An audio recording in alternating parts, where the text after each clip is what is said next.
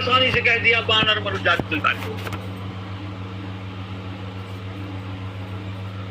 तो देव जक्ष गंधर्व हमें नहीं मार, किसी बंदर ओनर की सामर्थ्य क्या है?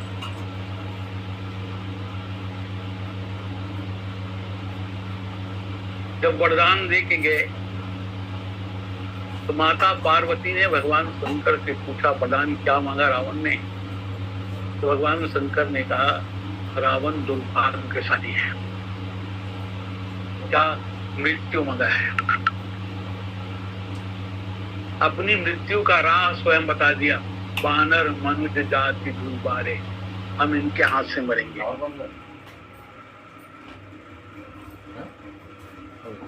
भगवान शंकर ने कहा दुर्भाग्यशाली है रावण, मांगना कुछ और था, मांग कुछ और लिया। अच्छा, रावण अपना विवाह किया मंदोदरी से, मंदोदरी का चुनाव करता है। तो मंदोदरी का चुनाव करता है, ध्यान देंगे। मंदोदरी की माता है हेमा अप्सरा, पिता है मैदानव, क्या मिश्रण है। रावण की माता है कैकसी राक्षसी, और रावण के पिता है विश्रवा, क्या मिश्रण है।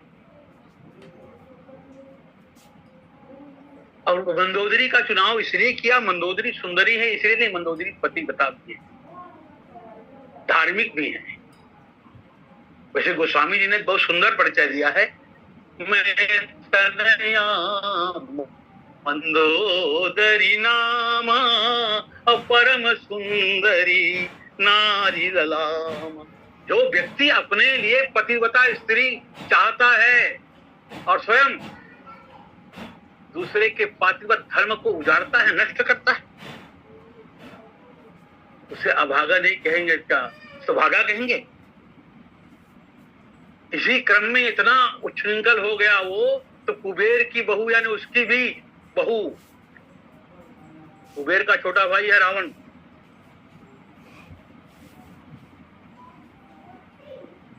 रंभा अप्सरा, इनका शील हरण करता है।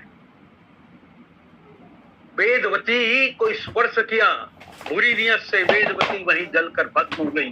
तूने मुझे स्पर्श किया, मैं देगी, लेकिन तुझे श्राप देती, तू जबरदस्ती किसी नारी को स्पर्श करेगा, तेरे खोपड़ी फट जाएंगे। और दूसरी बात सुन रावण, मैं पुनः जन्म लेके आऊंगी और तेरे मौत का कारण बनूंगी, मेरे वजह से तू मरेगा। तो रावण का दुर्भाग्य उसके साथ चलता था, इससे रावण निबंधित तो हुआ, लेकिन काम का पुजारी काम से दूर कैसे रह सकता है। देखो, भगवान शंकर को रावण ने अपना गुरु बनाया।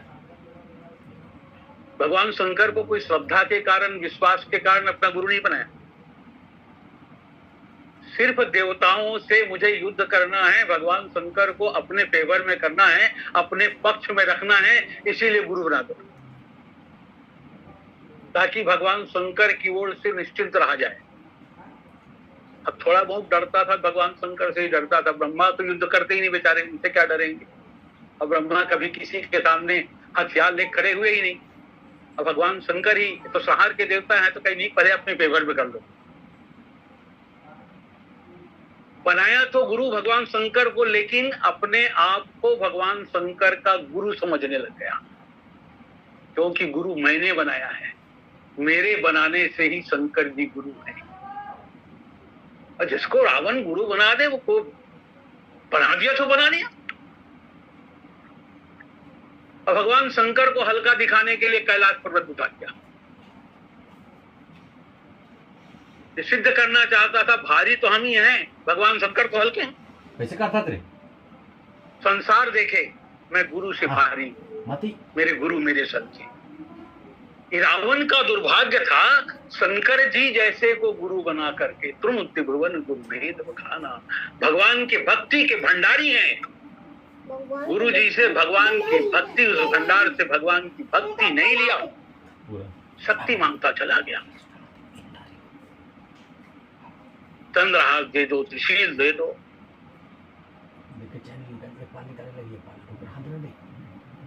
अवसर रावण को बहुत मिला, लेकिन रावण का दुर्भाग्य था, रावण उन अवसरों से वंचित होता गया।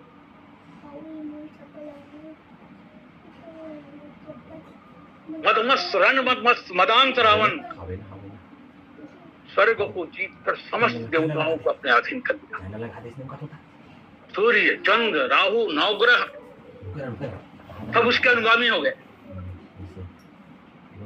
यानी रावण अपने समझ से मृत्यु के समस्त दरवाजों को बंद करता चला गया। वो ये समझने लग गया कि मुझे कोई मारने वाला नहीं है। अमरता मांगा था, अमरता नहीं का वरदान नहीं मिला, तो उन्होंने क्या किया कि अमृत साधना भी कर लिया। मृत संजीवनी, अमृत संजीवनी, संजीवनी योग से अमृत प्रकट कर लिया अपने नाभि। संसार में हाहाकार बचा हुआ है। सब रावण से के आतंक से आतंकित, और इतना अहंकार कि अपने बहन के पति को ही मार डाला। तो लड़का पहले विवाह जब तक पति था उसका, तब तक शूर्पणखा नियंत्रित थी। राजकुल की कन्या जैसे रहती थी, राक्षसी होने के बाद भी अपने पति पर समर्पित थी। उसका नाम था विद्युत जिभ्या, उसको मार दिया उसने। शूर्पणखा पति के मृत्यु से विचलित हो गई। कोई भी पत्नी विचलित हो जाए, अब इतनी विचलित हो गई कि धर्म के मार्ग से हटकर स्वच्छंद हो गई, और स्वच्छंद होकर के पथभ्रष्ट हो गई। वो नित्य रात दिन रावण से अपना बदला लेने, कैसे बदला लिया जाए, रावण के विरोध की कामना करती रही, रावण के नाश की कामना करती रही। इसी कामना ने उसे पंचवटी में श्री राम से एक दिन टकरा गई। बुद्धिमान थी, आप जानते हैं, जो उपदेश उन्होंने कहा रावण को, कोई पढ़ी लिखी महिला कह सकती है।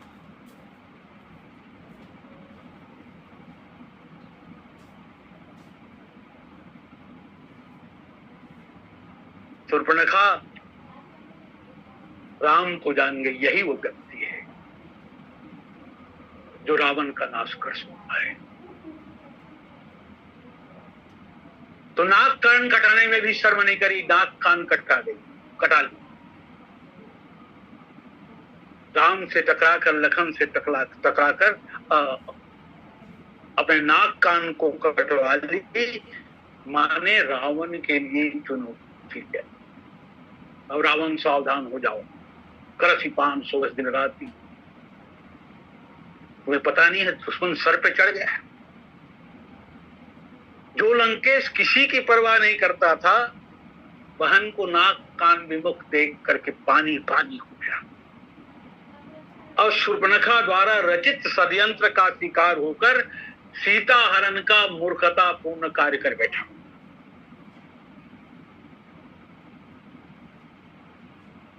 सीता हरण करना ही रावण की बहुत बड़ी भूल थी, पर रावण कभी इसके लिए तैयार नहीं था। मेरे से गलती हुई, मेरे से कोई भूल हुआ है। जो इसका विरोध करता, या तो उसको रावण मारता या देश निकाला। अच्छी बात रावण को कोई सिखाता तो रावण सीखने को तैयार नहीं था। किसने नहीं समझाया?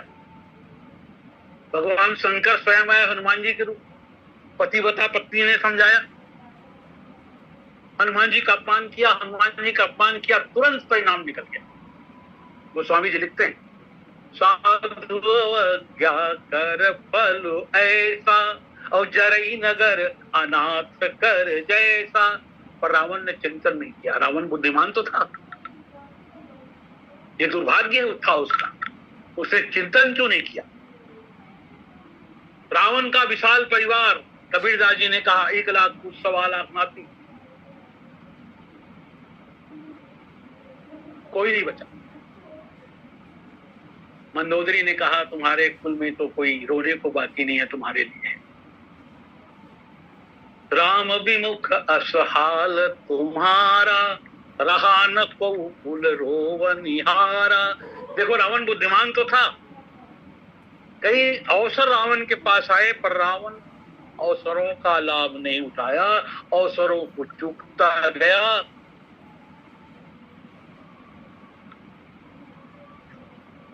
बुद्धिमता के, रावण की बुद्धिमता को अन्य रामायणों में भी स्वीकार किया है।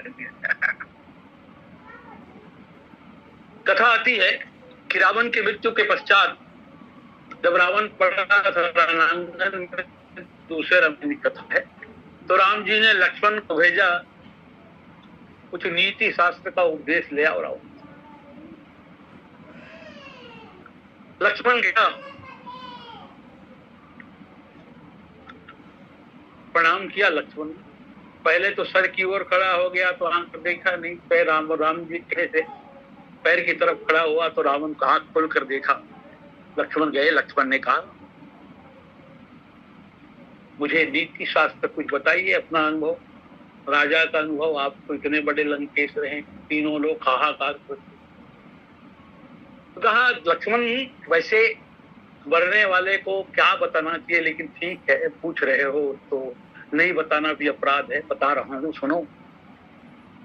यदि कोई बहुत बढ़िया आपका सेवाशील व्यक्ति, धर्मात्मा व्यक्ति यदि आपका विरोध करने लगे, अपने विरुद्ध बोले, तो उसका अपमान, उसकी उपेक्षा मत करो, बल्कि उसकी बात को विशेष ध्यान देकर सुनो।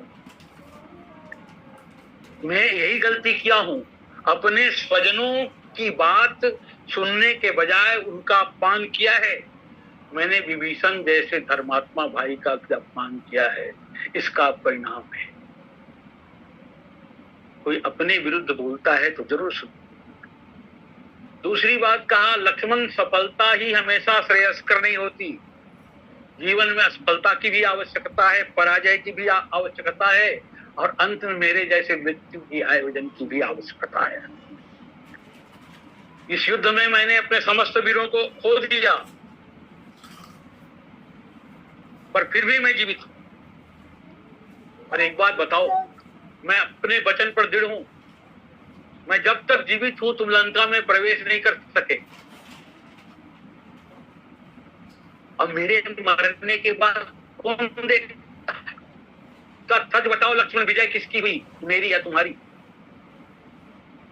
जब तक जीवित रहा लंका में आने ना दिया तुम्हारे को, तुम खड़े देखते हो लेकिन मैं जाता धाम तुम्हारे को। मैं तुम्हारे सामने तुम्हारे धाम को जाऊंगा, और मैं जब तक जीवित रहा तुम लंका वापस नहीं आ सकते, लंका नहीं आ सकते। इस तर्क से लक्ष्मण ने कहा विजय आचार्य, आप वास्तव में आचार्य। कहा लक्ष्मण, जीवन में कोई महत्वपूर्ण कार्य आवे तो टालना नहीं। मन अगर कहे कि इस कार्य को करना है तो प्राथमिकता के आधार पर सामान्य कार्य को रोककर उस कार्य को करना। मैंने ये ध्यान नहीं दिया, इसलिए मैं क्या बताऊं। तो लक्ष्मण ने पूछा आपकी कौन सी महत्वाकांक्षा अधूरी रह गई आचार्य जी? तो रावण मुस्कुरा के बोलता है जाने दो, राक्षसी महत्वाकांक्षा है, तुम तो मर्यादा पुरुषोत्तम राम के अनुज हो, तुम कैसे पूर्ण कर सकोगे? पर लक्ष्मण ने पूछा बता तो दो वह क्या है। रावण ने कहा देखो मेरी बड़ी इच्छा थी, संपूर्ण खारे समुद्र को में मीठा जल भर देना चाहता था। समुद्र को जहां खारा जल भरा हुआ है, मैं चाहता था कि इस जल को मीठा कर दूं और इसके जितने नमक है सब निकाल के एक नमक के पहाड़ बना दूं, ताकि आने वाली दुनिया इस नमक को खाए और समुद्र के जल का उपयोग करे, पर नहीं कर सका। दूसरा मैं चाहता था यहां से स्वर्ग तक सोपान बना दूं। यद्यपि स्वर्ग सूक्ष्म लोक है, पर मैं दशानन हूं, स्थूल से सूक्ष्म तक पुल बना सकता था, मैं इतना सामर्थ्यवान था। उससे क्या होता, पापी भी स्वर्ग जाते, पापी और पुण्यात्मा का भेद मिटा देता। ये काम नहीं कर सका। एक काम और लक्ष्मण जो मैं नहीं कर सका, मैं चाहता था समस्त वृक्षों में ऐसा फल लगे जिसमें अमृत ही अमृत हो, ताकि संसार में कोई रोगी ना हो, कोई वृद्ध ना हो, किसी की मौत ना हो। मैं एक बनाना चाहता था दुनिया में। लक्ष्मण ने कहा आप कर सकते थे ऐसा? तो रावण ने कहा मैं रावण हूं, प्रकृति के समस्त रहस्यों का पंडित हूं। अगर मैं बेवकूफ में जाता तो सचमुच इस दुनिया से रोग, वार्धक, मृत्यु सबको मिटा देता। रावण कहता है सफलताएं मेरे आसपास भ्रमण करती थी चारों ओर, पर मैं व्यर्थ के कार्यों में अपना जीवन बिता दिया। रावण कहता मेरी सबसे बड़ी गलती थी विभीषण को बलात् मारकर निकाल देना। मेरी सबसे बड़ी गलती थी। वास्तव में विभीषण ही वो एकमात्र धर्मात्मा था। वो वास्तव में लंका के लिए रक्षा कवच था, लंका के लोगों के लिए आयु कवच था।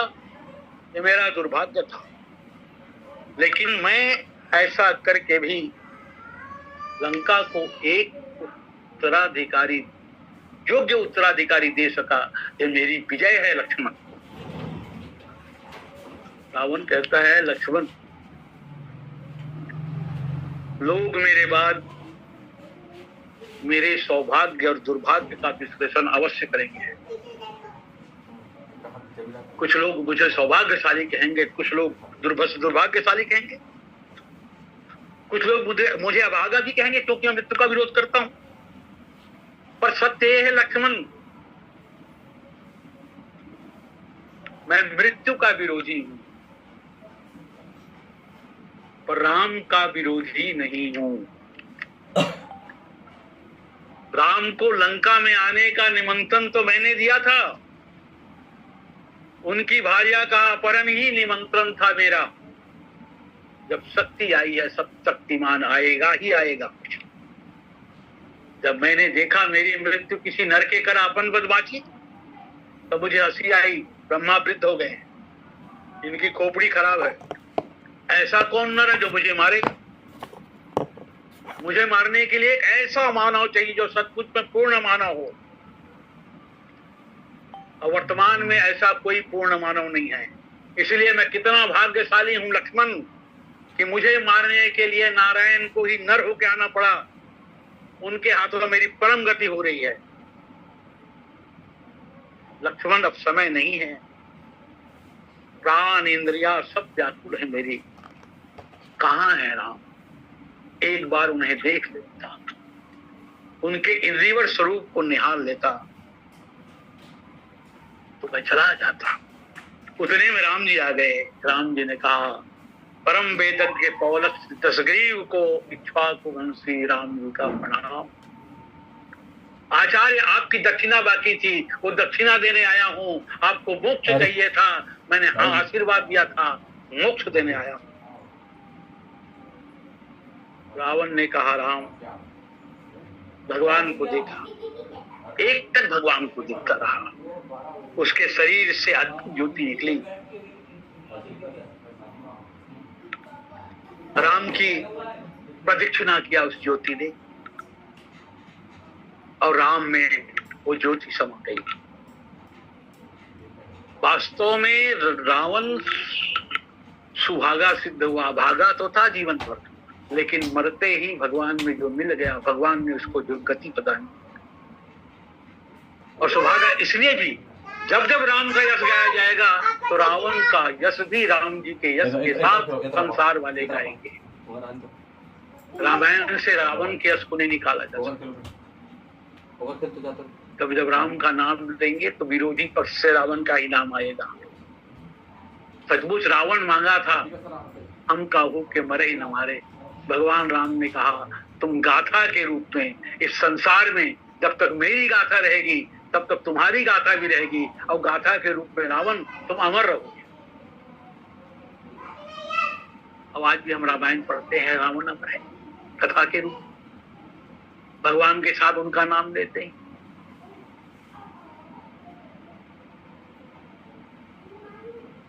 और इसकी मृत्यु की सराहना स्वयं बंदोदरी कर। आह नाथ रघुनाथ धन्य न को वात, जोगी वृंद दुर्लभ गति, तो ही दीन भगवान। ऐसी दुर्लभ गति जो जोगी वृंद भी जिसकी कल्पना नहीं कर सकते, वह स्थान तुम्हारे लिए दयालु रघुनाथ जी ने दिया जब तुम इसके काबिल नहीं थे।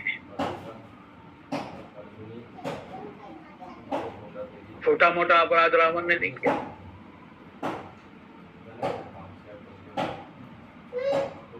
पर रावण का ये अपराध भगवान राम ने इस रूप में क्यों नहीं लिया कि बहुत बड़ा अपराधी है?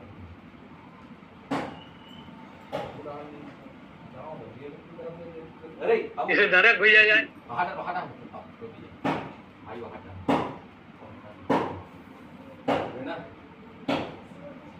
तो राम तो तुलसी बाबा तो कई जगह लिखे, जा सुना मिरते कबारा, उतर ही नर भो सिंधु अपार। रावण भी मरते समय एक बार राम कहा, राम रणहताओं प्रचारी, युद्ध देख रहे थे शंकर जी, नाच उठे, मेरा चेला तर गया तर गया तर गया। गुरु के नाक को बचा लिया, दे जिसके साथ मुझे भी नरक जाना पड़ता। गुरु अपराध करे तो चेला भी जाता है नरक, और शिष्य गुरु शिष्य अपराध करे तो गुरु भी जाता है। मैं डर रहा था इसके साथ मुझे भी कुछ नरक भोगना पड़ेगा, लेकिन बचा दिया रावण, कम से कम राम का नाम तो ले। इसीलिए विभीषण जी ने कहा, प्रभु नाथ करई रावण एक जागा, असिद्ध भये नहीं मरे अभागा। लेकिन अब विभीषण को कहना पड़ेगा, अब तो भागा हो गया क्योंकि राम के हाथ से मरा है।